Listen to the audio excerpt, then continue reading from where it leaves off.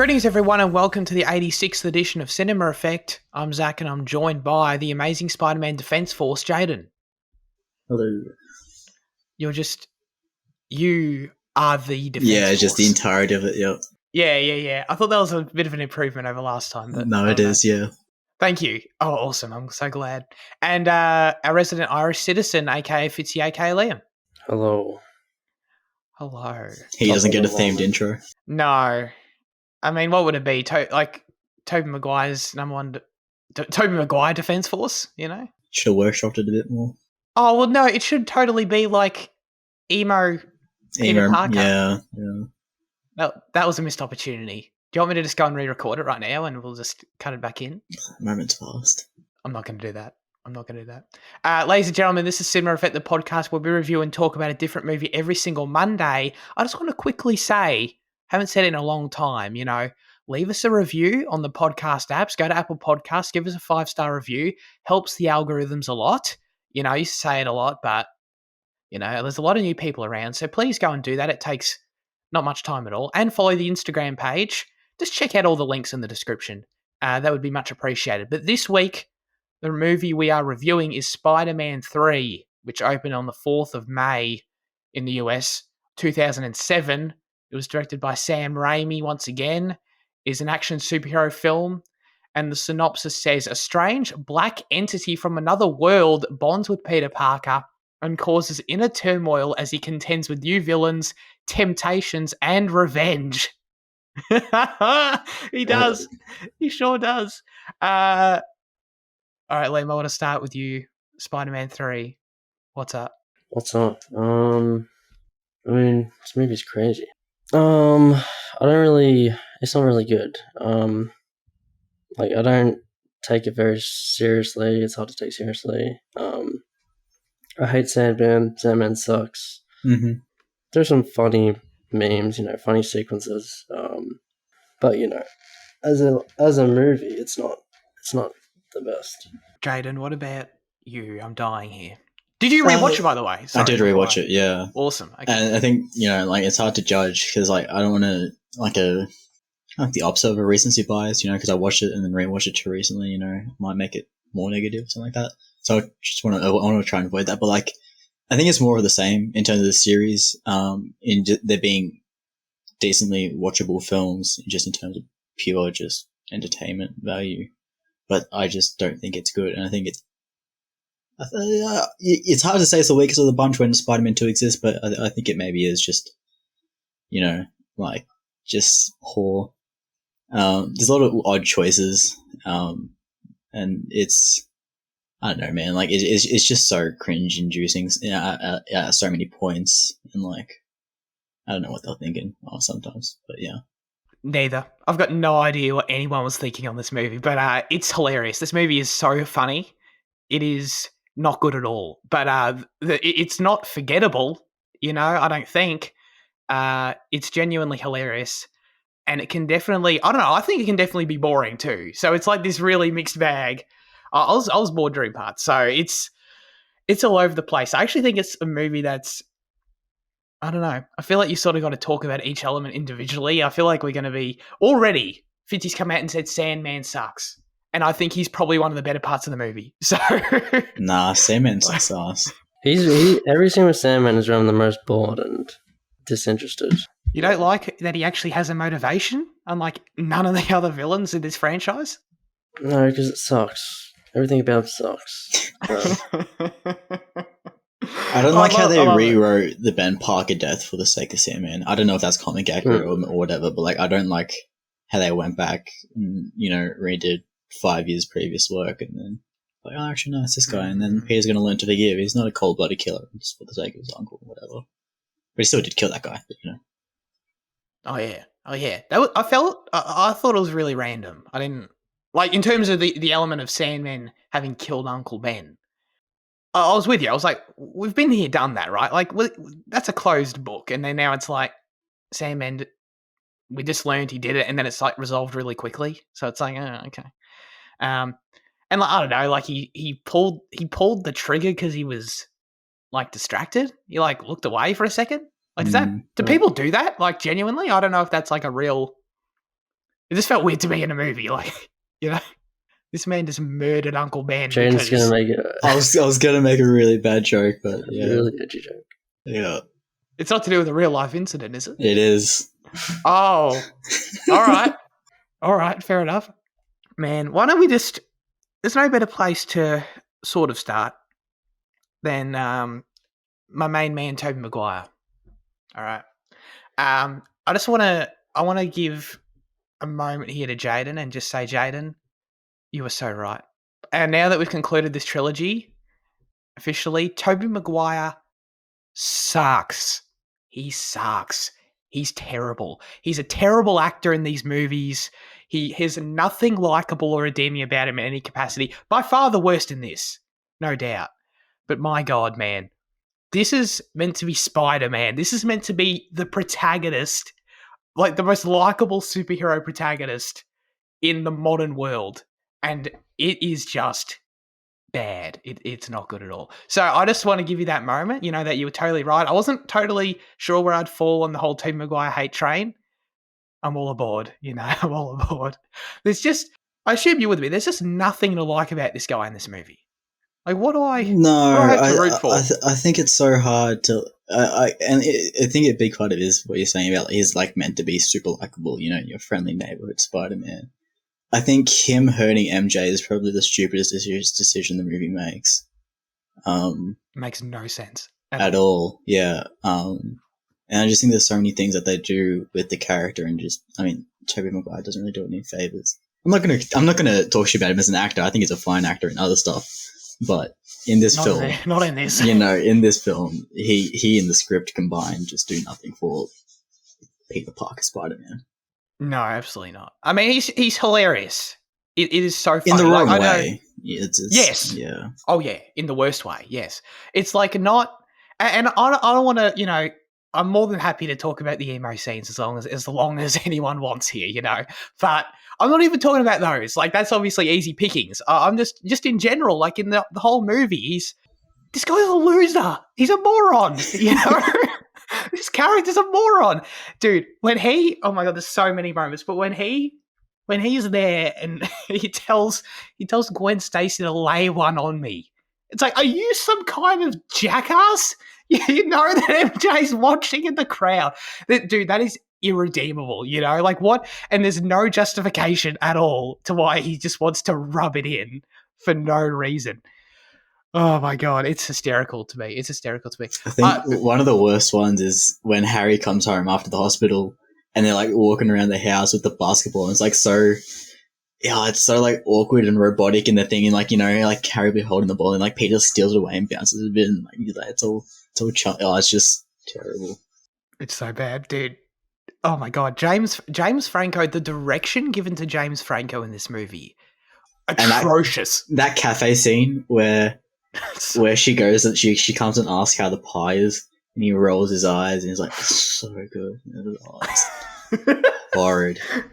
Dude, Sam Raimi just sat down with James Franco and he was just like, okay, so we're going to have you lose your memory in this movie for no reason, by the way, for no reason. And we're going to do that. So every scene where you have no memory of the past, can you just act high? Just act high, please. Like, I don't know. He's got a dumb smile on his face. He looks like he's completely out of it. Like, I don't know. It's so bad, dude. There's no drama in it whatsoever. I just can't. I can't handle that stuff, man. But I'm sorry. I don't want to jump over you, Fitzy. Are you with us or are you against us? Are we divided? I agree. That's why. Well, this movie does feel different because, as you said, like there is no drama in this movie that I connect to, but it is over the top and hilarious, and it does look really great. So I do. That is the one thing about it that I do appreciate. Yeah, it's just like the acting in the others was over the top, but in this one it's definitely like all the way, just 100%. But just 1,000%. But some scenes are funny. I just like the cafe. A lot of scenes are funny.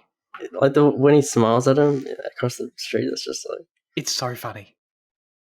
It's so good, dude. It's hilarious. I mean, there's so many like that, dude. When friggin' when Peter Parker, moron, when he is like, remember he's at the parade and he's like starts dancing to the drums and shit. Oh yeah. What is that, was dude? I just like the whole Bully Maguire sequence is one of the oddest inclusions in film history. Honestly, it's just like you're trying to show that your character's infected with a virus that's making him more aggressive. So then you show him strolling down the street and being a bit of a douche, and it's just horrible. It's so funny though, dude. It's amazing. If I got the sense that this movie had any self-awareness in that department, this movie would be a 10 out of 10. But I don't get the sense it has self-awareness. When he like the whole sequence, it's so long. Why is it so long? And why is it the way it is in any way? But when he walks back out of the store or whatever, and he does the GIF, and he does the he goes. It might have been the funniest moment in a movie we've watched all year, to be totally honest with you. And I just would die to be in a theater in 2007. I want to know, how did the audience react to this? Like, did the audience? Because I would be losing my shit. You know what I mean? So I just don't know. I really want to know if people laughed at it or not, because god damn, man, it's so good. It's so good. Well, I mean, Fitzy brought up that the movie looks really good. I totally agree. I think it looks the best of the three, actually. I think it's a massive step up from the other two. I totally agree. Not just from you'd expect from a CG perspective. That is mostly true. Just the way it's graded and shot, it just looks terrific. Which is a weird contrast to like what is actually happening in the movie being so odd. But the visuals are really good. And I really like, mainly I think it stands out with Sandman again. Like that scene where Sandman forms for the first time. And we get like it starts off real close up on the sand, and it's like this one long shot of him forming, and he like crumples and then he forms again. It's like I think that's really good visually. I think it's really good stuff. Like Sam Raimi does the thing where like when he's in the middle of the spinning, I don't know, dumb machine thing that makes him, like he goes to the molecular level of his body, and you see the sand. Like I think that's all really good creative stuff. I really liked. It's so dumb. Like a piece of sand goes into his genes. Like a piece of sand is so much bigger than a piece of DNA, right? Well, surely, yeah. I don't think I can see my DNA. Like I do that. But isn't that just like blamed on the origin of the Sandman character in general? Like, is that this movie problem?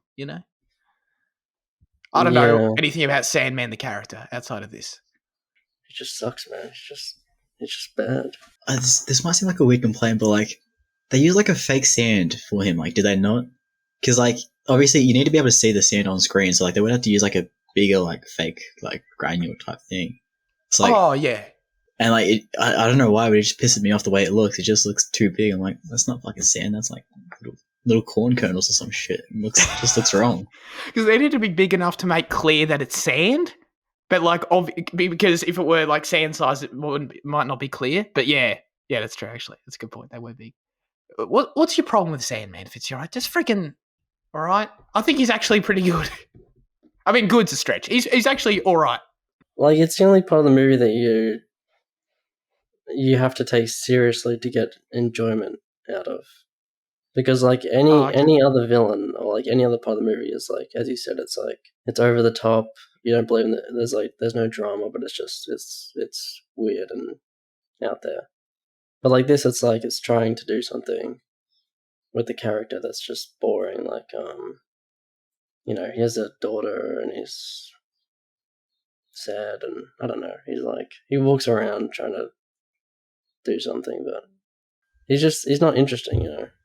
I think, don't get me wrong, it's not impressive by any means. I personally think he's more interesting than Doc Ock and Green Goblin in terms of like, it's simple, don't get me wrong, but like we get that intro scene with his daughter and in his apartment there does way more for me in terms of getting behind a character than any other villain in this franchise. You know, is it great? Absolutely not. But it's something. I just don't know. Like, as opposed to Doc Ock's sentient arms just decide to take over his body, you know? It's like, Well, it's like the character as well, though. Like the guy, like he's very like unexpressive in the film. That's true. That's and true. he's always just like very stale. Like Peter fights him. Like you see him a few times, and he's always just kind of. No, Peter fights him twice, and at the end of the scene, he just kind of walks away, and he's like, stoic. He's boring to watch compared to the other two villains, which were had interesting performances. That's true, and visuals. Yeah, that's fair. Because I I also like the think- Sandman forming, but after, yeah, go for it, Jade. Like at the end as well, like when he just becomes a flesh monster and it's kind of like this massive, creature. Like it's just an uninteresting way of implementing him in the final battle. Like the climax, where he's just this kind of unstoppable force until he grows a heart. Grows conscious, and he's like, oh, actually, let me just fuck off again. Yeah. So did he die at the end, or was that just like, was he just piecing it? Nah, it's just He just fucked off. yeah. Sure, okay, fair enough. Yeah, I don't know. Maybe No Way Home will confirm what happened to this Sandman character that apparently you guys are desperate to find out more about. But the interesting thing is that, to trivia here makes sense, I think. Sam Raimi was deeply unhappy with how this film turned out. He had hoped that the planned fourth film would make up for it.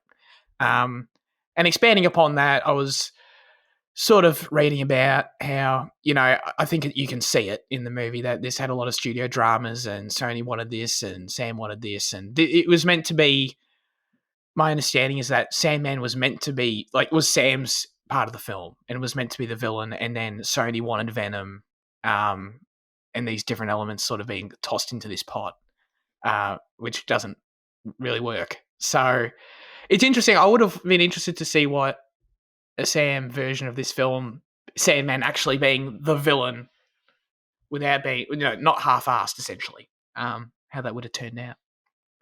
So, you said that the studio drama is obvious, but I personally didn't think. I just thought this was all Sam. I didn't really. Like, okay. What made you? What made you privy to the idea that?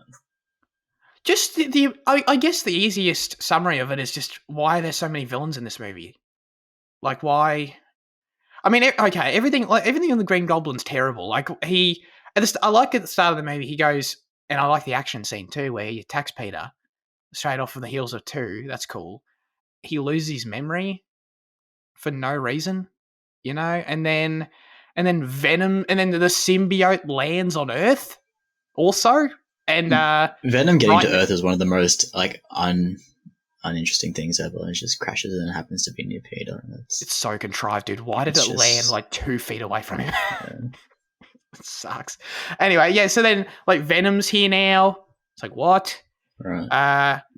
And then like literally, I think the scenes where after Harry's in the hospital and the Sandman origin story are being like cut together really weirdly because they just have to fit all this in. It's like it's this weird stuff. I think that's the most obvious part of the movie because I get what you mean in terms of, like, I don't think the actual Peter Parker narrative of this movie in terms of him, which the symbiote represents, I guess, like the dealing with like revenge and he's inner demons and those sort of emotions. That is a through line. Like, I don't think the film's messy. It's not very good, but I don't think it's messy there. I think it's messy in the villains department. That's probably where it shows. The editing feels really rushed, though.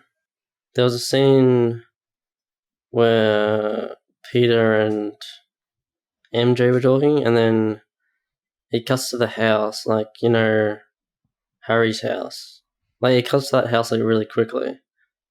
But, like, the whole film feels like that, where everything is just kind of cobbled together. Because it's actually it's something I took note of, where, like, they'll start, like, an action piece, and then they'll cut to something away from it, and then they'll cut back into the action piece. So, like, when Sandman first robs the bank, and then he's flying away, and then it cuts to MJ and Peter at the parade, it just completely takes out any of the momentum, and then we're back into the Sandman fight with actual Peter.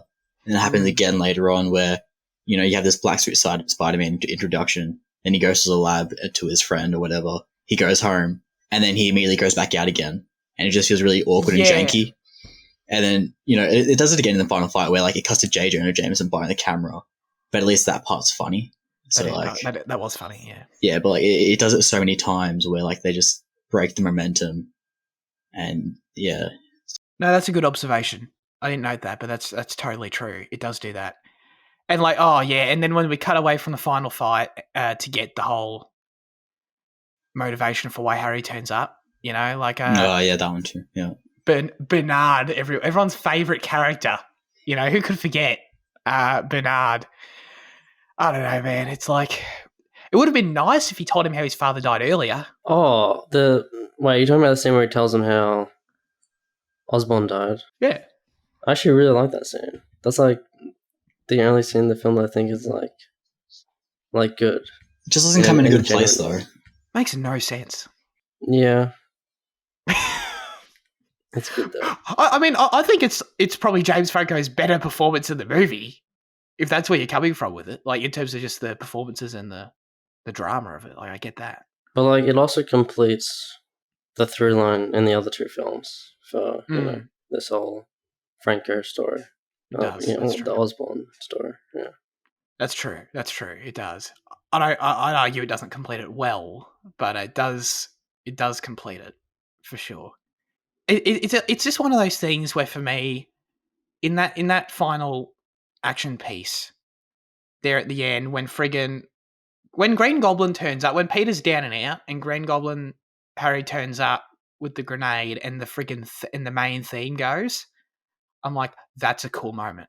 That's a cool moment. I don't care at all because this is not well set up, but it's a cool moment, you know. Like, if that moment were taken in, like, an alternate version of this movie, where the Harry drama was good and actually built to throughout the entire movie, you take out the terrible amnesia stuff, like, that would be a really cool climax for your movie. But it just doesn't. It doesn't land, you know. But yeah, it's like that's one element where I'm like, dude, you were so close.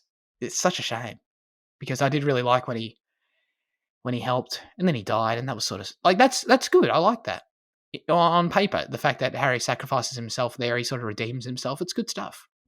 I honestly forgot that he died. Thanks, sir. Spoilers for this movie we all watched. I did like some of the action. I did like that initial Harry when he, like, ambushes Peter. I did quite like that.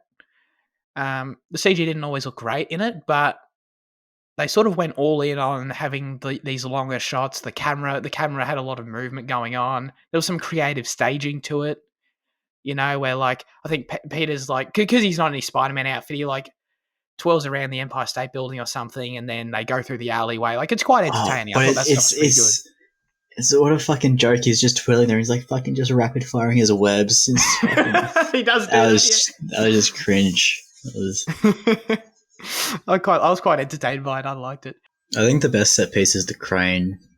Is like the crane fucking incident where he has to save Gwen. I don't know. I just like the way that they use the verticality of that one. Yeah, that was good. No, I agree with that. But man, there's just some terrible dialogue in this movie. You know, I mean, that's not just some terrible dialogue. Well, in that exact scene, when, like, the police chief is down there, and Eddie Brock turns up, just terrible, dude. When I'm Edward Brock Jr. and I'm dating your daughter. It's like, that's a bad line, first of all. But we don't even know who these people are. It's like, from that I'm meant to, like, oh, okay, so Gwen's your daughter, right? Okay. Like, I didn't, so you're telling me right now. And Eddie Brock's is terrible in this movie. What's his name? Something Grace. Topher Grace. Man, he sucked. Oh, I love him. Sucked. I love him. He's that part of the movie that you're talking about that's not Sandman, where you can enjoy it, right? Yeah, but he's so, like, he just gets hurt by everything in this film. It's like, that's crazy. He's like that scene at the church. Yeah. It's like, please kill Spider-Man or whatever, or kill Tobey. Peter Parker. I know. Yeah. Dude, that was so funny to me. I want you to kill Peter Parker Wow, overreaction of the century. He goes to God and asks him to kill this man. It's like, wow. Oh, Dude, plus that's dark. he calls what's her name? He calls Gwen his girlfriend, but Gwen doesn't really. Gwen's like trying to avoid him the whole movie. If you pay attention, he's like, Yeah, she that's like true. he like thinks she thinks they're together, but then she's like, they only had like one date or something. And so he at the end where he's like, Peter stole my life, he stole my girlfriend, he stole my job. It's like, not all of that is true, but it's He's so one of over those. the top and hilarious. It really is. He's one of those creepy people that think, oh yeah, that's disturbing. You know, where you're like, my girlfriend. Nah, can't have that. That's no fun. Having a girlfriend's disturbing. Yeah. No, it's like that possessive. Yeah. Element. No, don't worry. Mm. I was just trying to make a shit joke. I was trying to. No, but I also appreciate you were trying to clarify what I was saying, because imagine if someone interpreted it that way. You know, that'd be something. So yeah, the symbiote is a part of this movie, guys. It lands and it gets in the suit. Peter has to deal with the black suit, and he wears it around. And yeah, all this is pretty bad, dude. I mean, I don't know if I should give the movie credit. I don't know if anyone's ever done a thematic analysis of Spider-Man 3, but like, I appreciate it sort of works, like in terms of its deal at like the forgiveness angle, the revenge angle. It all ties in with like Sandman, and he has to forgive him that he killed Uncle Ben, and the symbiote is sort of the part of him that won't forgive. It's like, okay, like there is coherency there, which I appreciate. So it's not like this movie's a complete jumbled mess in terms of the core themes and stuff, but it's like, yeah, but everything with it's just not. It's not good. Like, who decided that? Hey guys, when Peter's under the influence of the symbiote, he's going to pull his hair down. He's going to put his hair down like that, you know? And it's like, and it's so egregious. Like in every scene, he's just either got his hair normal or his hair down. And it's It looks just like, so bad as well. It just looks it's so bad. yeah. But So, yeah, I do you're like right. this score that they For made for the symbiote, like black suit theme. like, that's really good. I I took like note that. of it too. It's good. It is really good. Because this wasn't Danny Elfman. This was I was gonna say it got his felt name. different. Okay. Yeah, it's I forgot his name. My apologies, but it wasn't Danny Elfman anyway. I did like that. I noticed the black suit theme. It was good. But yeah, it's just like the hair thing is so bad. It's like the most cartoonish. Like every scene that Peter just shows up in the scene, depending on how his hair is, we just like know what this scene's going to be. We just know what mood he's going to be in. And I'd argue like Tobey Maguire's actually, to me, when he's being a dick, he's actually more believable to me. I feel like he should be like the villain in these movies or something. It was really funny when he was like that scene where he harasses Eddie in the Daily Bugle. I'm like, it's cheesy, but Toby's not bad in that scene. He's sort of believable. Yeah, but I think he's also believable in the first Spider-Man where he like there's a moment like the elevator moment where he lets the criminal through. You know, he has that like dick side to him that kind of works. Yeah, because he like spites the manager or whatever who didn't give him the money. That's right. He did that. So I mean, I guess Tobey Maguire's just an asshole, and it sort of comes out in the performance. That's the best elements of the performance, you know. I just accused a man I've never met of being an asshole. That's pretty asshole-ish right there. I just need to ask you, Jane, like how the emo dance stuff, like how much enjoyment did you get from the jazz club sequence that felt like it went for 25 minutes? I don't like the jazz club sequences because it just feels so awkward. Like I said, I just hate the way that they structured and the way that they tried to play with the relationship that Peter and MJ have. In such an, maybe there's arcs in the comic books, there's fucking 2,000 ones, so maybe they have to play around with ideas of they do split up and whatever.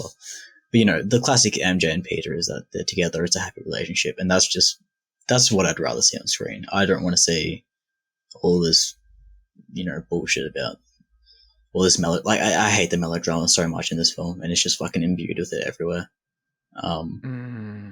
And that jazz club scene is just particularly awkward, and especially like afterwards when like he starts like having a fucking bar fight, whatever. It's just Yeah, I'm with you. It went for so long. I forgot I was watching a Spider-Man movie. It's like, this is a Spider-Man movie. Someone had to remind me because God, that shit just went on. I mean, MJ's also in this movie, believe it or not. And how shocked were you in the third act, Fitzy, when she became the damsel in distress and she was taken hostage? Because they've never done that before. Although, to be fair, was that the only time in this film that she was a damsel? I feel like in the other Only one ones, time in this movie. Yeah, only once. Gwen was a damsel at the start. She was, yeah. They showed restraint, believe it or not. Yeah. Like, them taking her hostage, it just felt so forced and unnecessary. And I don't know, like, God bless Kirsten Dunst. When she's acting alongside Tobey Maguire in some of those scenes where they're talking about their relationship and she's like, I care about you and stuff, like, God bless her. I think she's acting her heart out and she's doing a pretty good job opposite this buffoon. So, I'll give her that, I guess. But it's like Jaden's saying, there's not a lot of the romantic stuff for me to connect to in this movie, that relationship. It's sort of... They have no chemistry. I don't know. Have we mentioned that in the past? Like, there's just nothing between them. There really isn't. It's so creepy. When friggin' Tobey Maguire goes to... I love how, like, in my brain, I keep doing it because literally Tobey Maguire is a character in the movie, not like... He doesn't play Peter Parker to me at all. But when he goes to MJ's, I don't know, musical or whatever, and he starts, like... He's sitting in there and he's, like, happy as Larry, and he's, like, friggin' starts mouthing the words to the song. Like, this is so dumb. This is so bad. But she was pretty good. Yeah. Right? What was up with that? That was brutal. She got fired for that. Fitzy's favourite shot. The first shot of the Sandman forming took 6 months to create. What a waste of time. I'm sure they could have spent that on the script, but that's okay. There was, of course, a fourth installment planned for this franchise, but never happened. There was also a fifth and a sixth installment planned, which, I mean, arguably happened, to be fair. Just not in the form that we expected. So, in an alternate reality, maybe we'd only be halfway through our franchise reviews for the Raimi Spider-Man movies. Andy wrote in a review for Spider-Man 3, and he said, Spider-Man 3 is my favourite Spider-Man movie because it was the last one with Bully Maguire, thank God. Frankly speaking, anyone who has the last name Maguire sucks, if I'm totally honest with you all. Anyone know? Yeah. He's referring to the United defender, Harry Maguire. Oh, okay. Why does he suck? It's just a waste of $80 million. He's a good defender, but he's not worth the price, and he just makes too many mistakes and constantly just holding our defense. And he's not a captain. He was given the captain role, but he's just a shit leader on field. But he's not as bad as Andy makes him out. Andy has a vendetta against him. Oh, okay. No, fair enough. $80 million, that's a lot of money. It's a lot of money. $80 million over 5 years, but yeah. Still, a lot of money. Yeah, still fucking ridiculous. A lot of money. Yeah. What is that, like 16 a year or something? It's 80 million euro as well, or pounds or something like that. So it's like, whoa. It's like 1.7 times, for our AUD minds, what it is. Oh my God. That's the kind of money Tobey Maguire faked the back injury for. Remember that? Oh, yeah. There you go, Maguire's money. What do you... You can't separate them. I really like Elizabeth Banks as Betty. Yeah.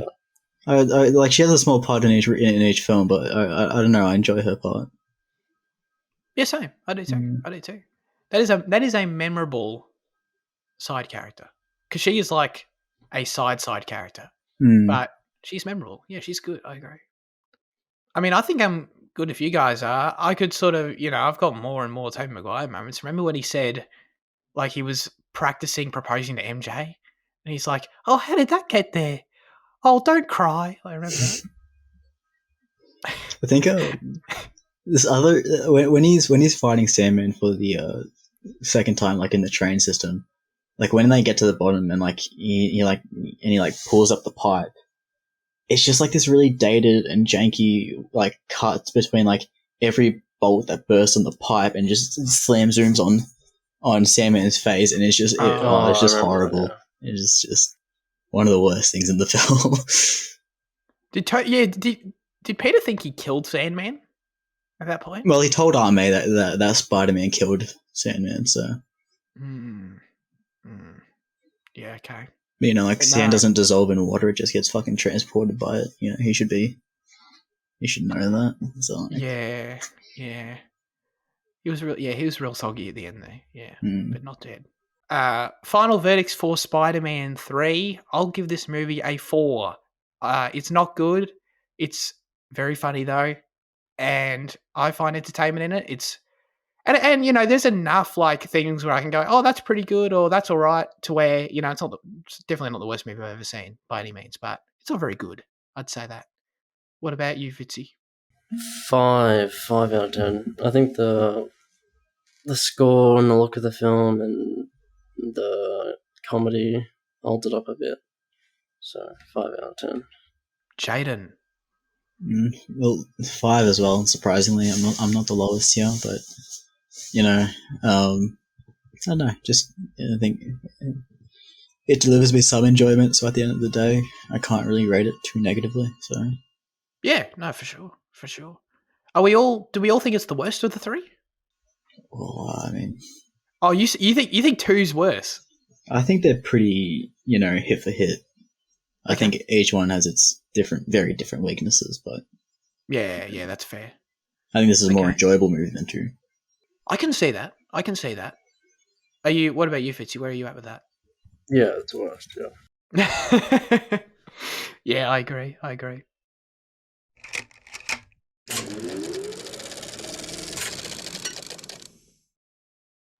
All right, let's get into news chat. Alien and Blade Runner television programs are in the works. Here is what Ridley Scott exactly had to say. This is a quote from the man himself.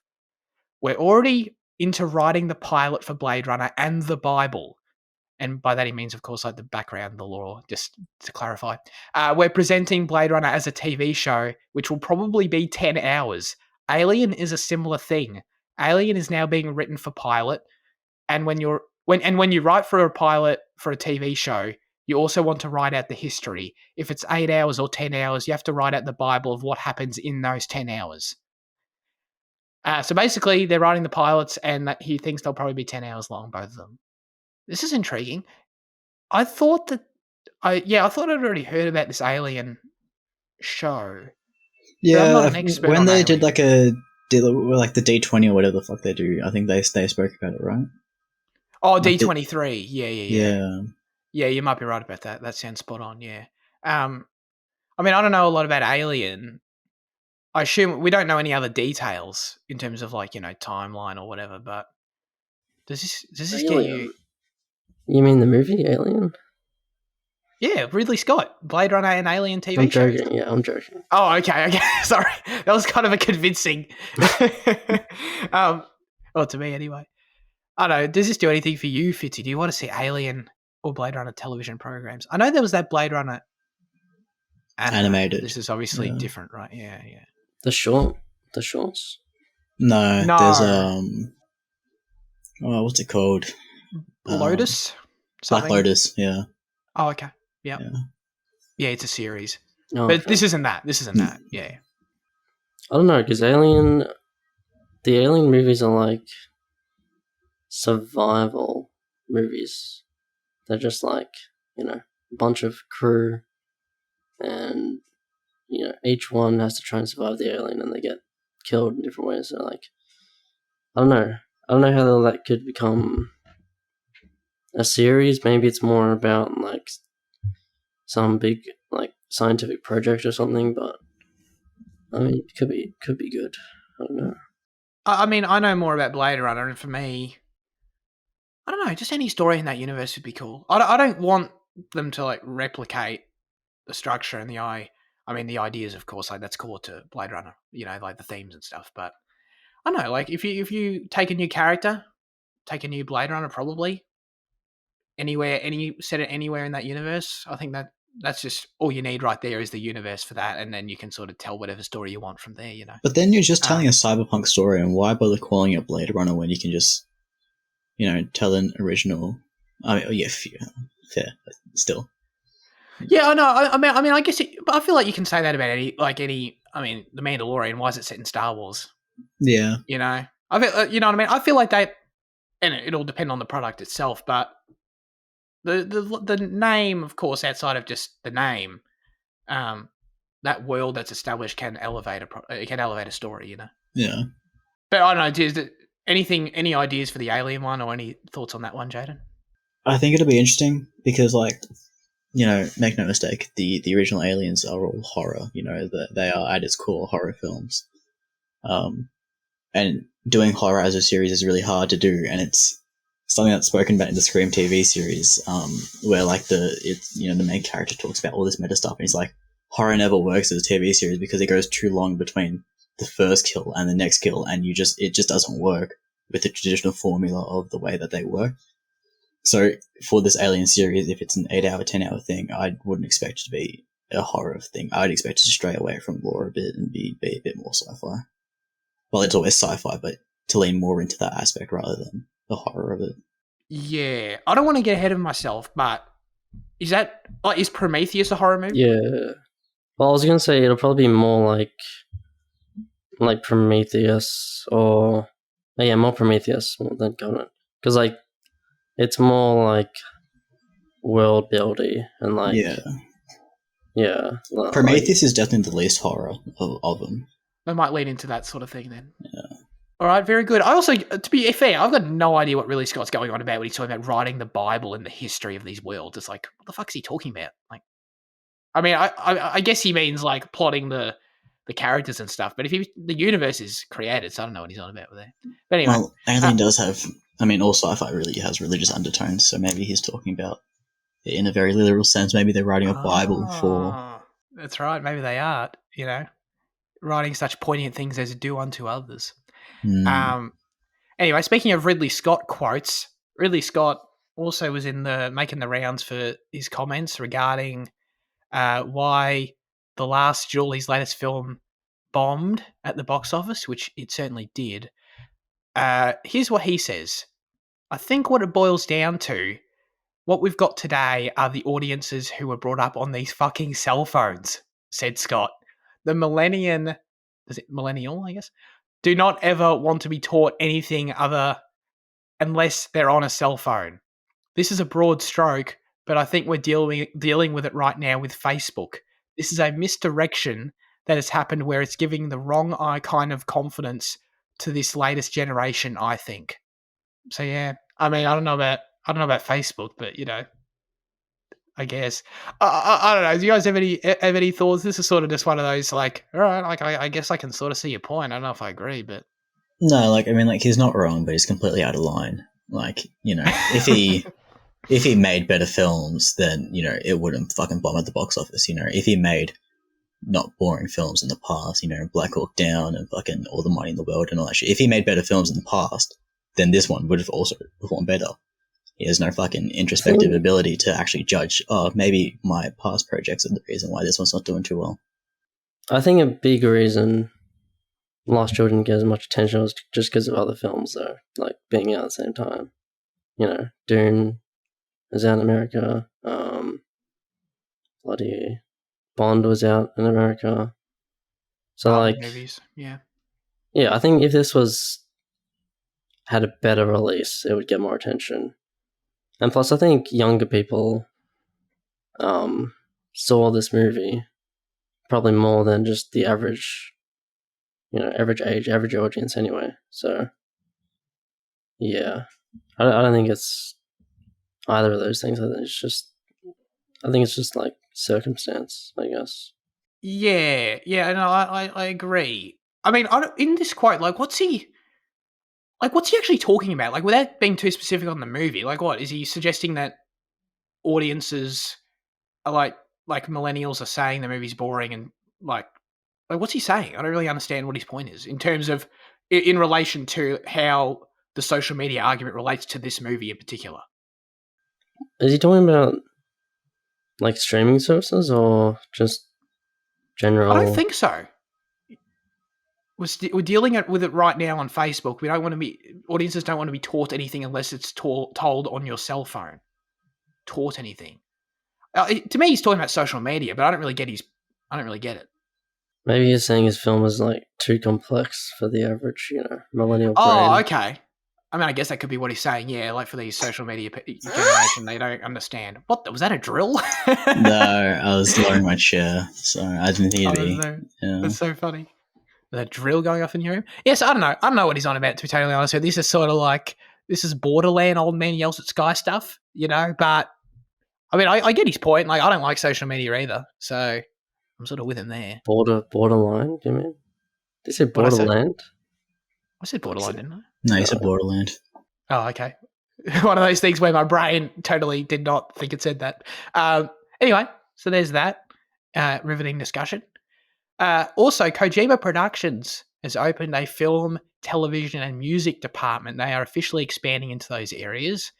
For those who don't know, Kojima Productions, of course, legendary video game studio. Old mate Hideo has been talking about this for a long time. They've officially sort of launched the initiative. But I want to know, Jane, like, how do you see this coming to fruition? Like, do you see like a Kojima Productions film like hitting the big screens? You know what I mean? I don't know if I foresee that necessarily. Yeah, I don't know. I think it'd be interesting to see where it goes. I think that anyone that's played his games will know that there's going to be an undeniable and distinct feel to each of the things that's going to be pretty in line with what's come before. But yeah, I don't know. Like, I think it's being set up in LA, which is interesting because I would have thought it'd be set up alongside him in Japan, and that way he can oversee a lot of it from there as well. But I don't know. I think it'll be interesting where it goes. I think it might be similar to start off with. Neil Blomkamp has that like that short film series. It's called because they're called like Zygote and Firebase, but I can't. Arts. It's Arts. Shorts. Yeah. So like I could imagine like the start of it being similar to something like that, where it's just like 20-odd minute short films that have that vibe of Kojima and tell his stories before he kind of expands into something further. Yeah, I can see that. That's interesting. Yeah, I don't know. Your point in terms of them opening in LA, that is interesting. It is of note that if I'm not mistaken, they have a studio in the Netherlands as well, so they are sort of worldwide. This is just another expansion of that. But yeah, I don't know, like, and to what extent, like, is the idea that these are all like Hideo things? You know what I mean? Like, obviously, I'm sure he'd be involved in them all, but what is like, if they release film and TV, is he the director? You know what I mean? I don't know. Well, the thing is, like, they're releasing music as well. Like, music was a part of the thing. So, like, they're starting like a record label as well. It's like who they sign to that and what they distribute is going to be interesting as well. Because that's true. It's no secret as to what music he likes. He fucking puts on 30 pictures on Twitter a day. Yeah.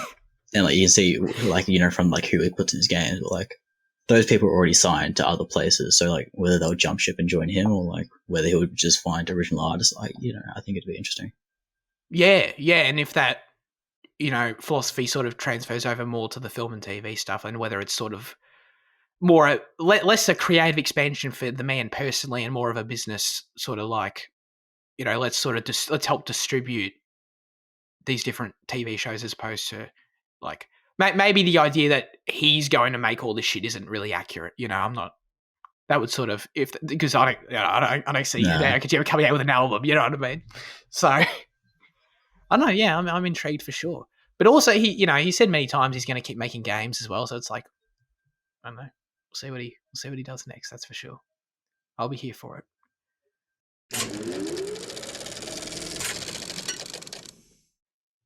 Now it's time for our highlights of the week. Liam, what have you been watching? Talking about video game things. Arcane, which is a Netflix series based on the characters from Riot Games from League of Legends.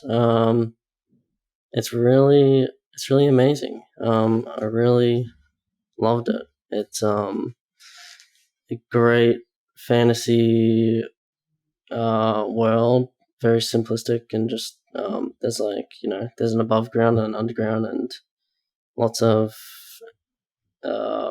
political intrigue, like, you know, Game of Thrones. Like, they do that very well, and the animation is really amazing. Like, I don't know how they did that. It's like, it's incredible, but yeah, everything about the show is just, it sets a precedent for video game, you know, stories, video game movies, TV shows, or whatever. So like, and apparently there's going to be like a lot more seasons. This is just like the first. So,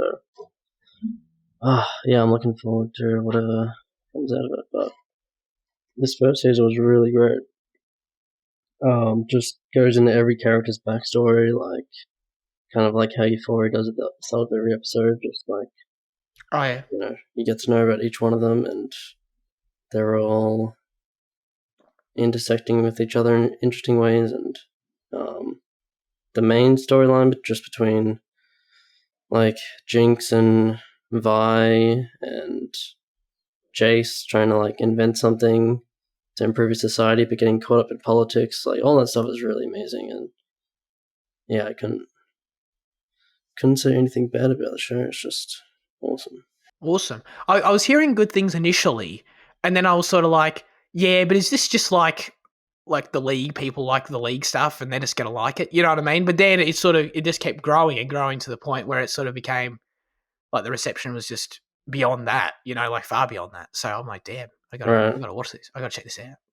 Well, like, yeah, it looked kind of doomed because it was just like League has lore, but like the champions you play in the game, they're not like, there's no narrative or anything. It's a multiplayer game, you know. It's like, it feels like they might not have anything to base it off, but they obviously did. They obviously do have a lot, because They have a Bible. a Bible, yes, like Ridley Scott's, yeah. But because this is just like one, you know, world within that universe as well. So this is like Piltover and Zorn, but there's also like Demacia, which I think there's a character in the show from Demacia, and Demacia and like, no, there's another one. I don't know, but like, yeah, like they have a foundation. Cool. All right. I'll go if you don't mind, Jane, if you'll let me.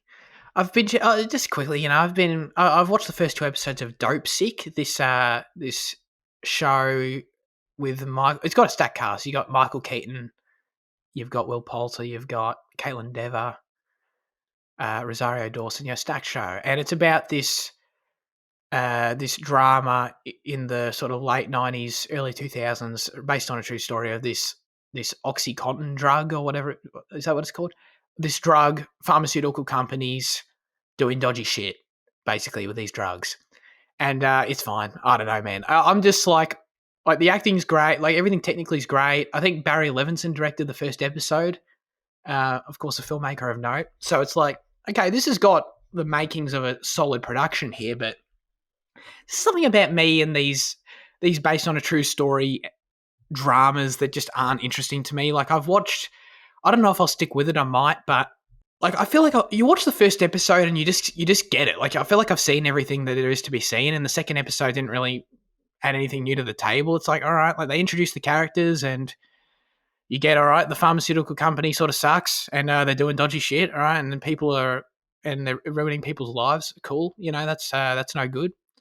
And you just sort of, and Michael Keaton's a doctor, and he's sort of dealing with it, and it's like doing this flash forward, flashback stuff where you can sort of see the trial as it's unfolding in the future. And it's like, all right, like this is just stuff you can see coming a mile away, where it's like, oh, I'm sure the pharmaceutical company will probably be stopped in the end, you know, and the investigation will continue. It just doesn't add anything as you go, sort of, to stir the pot, you know, and add any interesting dynamics or elements to keep you engaged. Really, that's sort of where I'm at with it. But I don't know. I sort of feel that way about a lot of true story stuff. Maybe I'm in the minority. What about you, Jaden? I watched documentary called Angel. It's about this French pop star that I listened to. I thought it was going to be like a live concert that's kind of like mixed in with a few interviews throughout, kind of like a Coldplay Live 2012 thing. But it is very much just a biography about her and her life and getting to this point. And it was really great. I was thoroughly, enjoyed it, and it's really amazing because I listen to quite a bit of French music, but I know nothing of the scene because obviously I don't speak French, so I don't know what the fuck's going on.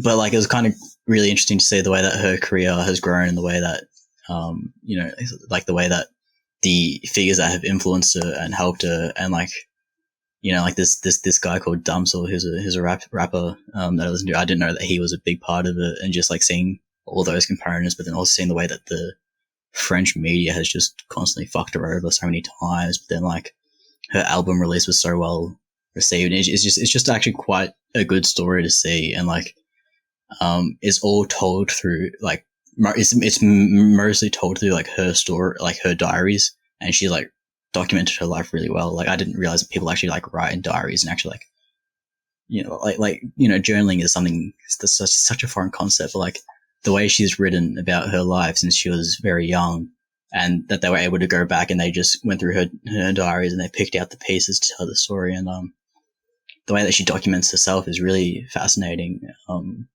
And what they talk about is really great. Yeah. Cool. Okay. Is this something that a fan, or not a fan of hers, could get something out of? Well, I was thinking that we're talking about doing a documentary on the show. I was like, I wonder if this would have been a decent to do, since like I'd come from it as a fan perspective and you two as unknown. I thought I wondered how like that affected, but like yeah, I don't know. I think it's a competent documentary, but I think you would need to have a level of familiarity with her as a person, as an artist rather, to fully engage with it. Yeah, that makes sense.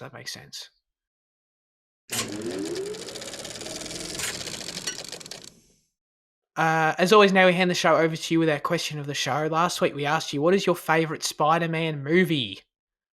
We got basically no actual direct answers to this question, but a few comments nonetheless that sort of play into the conversation. So I'm sort of just going to use this as a means to like discuss comments about Spider-Man that we got, if that makes sense. So anyway, Jai said it is a answer to the question, the one with the spider and the white sticky stuff he uses on the girl at the end. Yeah. Luke said, in response to a conversation we had last week about Spider-Man No Way Home and our confusion about the trailer, he clarifies the Spider-Man villains are the same from the originals. The idea is that they get pulled moments before they die, so it's the same characters. Electro will probably start blue, and then he'll get some new tech suit stuff and absorb the electricity in the MCU universe, which will turn him yellow. I think he's even wearing an arc reactor. Okay, that answers that question. To be fair, Luke, I'm not challenging you, Luke. I promise. I'm just saying I don't know where you get this information. You know what I mean? I don't know if this is confirmed information, but I'm going to trust you. And but it's fine. I believe you. If it ends up being false, I know where you live. Paul said, I'm not a great fan of Spider-Man. Most of the villains are mutants of some sort. I like a villain to match wits with the hero, aka Bane. I'd describe him as a supervillain. Paul loves Bane, dude. What more can you say? What a great choice. Bane is amazing, Love Bane. Thank you, everyone, for writing in, clarifying, contributing to the show. But I guess we should still probably answer the question. Fitzy, what's your favourite Spider-Man movie? Spider-Man Into the Spider-Verse is my favourite Spider-Man movie. Yeah, it's the best, What? Controversial. Yeah, what do you want me to say? No, animation is amazing. The origin story is really well done and different, and it's just really creative and fun. So, Is it bad that I didn't even think of it at all when I was thinking about this question? Not once. even though I think it's really good, so I don't know why that happened. But anyway, Jaden, what about yours? Big surprise here. The Amazing Spider-Man. The first one. The first one, yeah. I love Cool. number 2 as well, but I think it's undeniably a bit more messy. Yeah, it's just a film I love dearly. Like Andrew Garfield was a Spider-Man that I grew up with more. I mean, like, obviously we were around when Tobey Maguire was releasing, but like in terms of connecting with the character, Andrew's was mine. I just love the story. I love everything about it. It truly is phenomenal to me. Mine's Homecoming for sure. It's a great movie. Absolutely love that movie. I might rewatch it. I haven't seen it in a long time. I might rewatch it pretty soon, actually, before this new one. But I just loved that movie when I saw it. It was the first time that Spider-Man really connected with me. Up to that point, I had seen all of them. I had seen those amazing movies too. But there weren't. I never saw any of them in the theaters. I wouldn't ever describe myself, especially then, as a Spider-Man fan. So I was like, oh yeah, I like those movies, whatever. But this was the first time, especially with having the MCU ties that I could connect to at the time, that I really connected with Spider-Man personally. So that's my answer. I just like how it sort of sticks around New York. It's a pretty, in terms of the Vulture and stuff. We talked about the Vulture and how good he is, but it's just pretty standard, crime stuff going on. It sort of feels like a friendly neighborhood movie. That's what I sort of like about it. All right. Well, as always, we'd love you to submit your questions, thoughts, reviews for next week's film in the YouTube comments section. Send us a DM on Instagram or join their Discord server. Next week, we'll be asking you to answer this question. What is the best movie set in a desert? What a question. You know what? I just had this weird moment where, have we actually asked that before? I highly doubt it. I doubt it too, but like for some... maybe we did. I don't know. For some reason that maybe I'm just having deja vu. I don't know. Probably. But Fitzy, why are we asking that question? We're asking that question because we're doing Dune, but we're not doing Dune next week. Next week is... Oh, yeah. No, we are? Yeah. Oh, yeah. Oh, okay. Well, we're doing Dune next week. That's why. Yeah. What do you think we're doing? No, never mind. It's fine. Okay. Very good. All right. That's it for this week's episode of Cinema Effect. I'm also looking forward to doing Dune. And we all appreciate everyone tuning in. I appreciate you guys being here and your time as always. Have a great rest of your week and goodbye.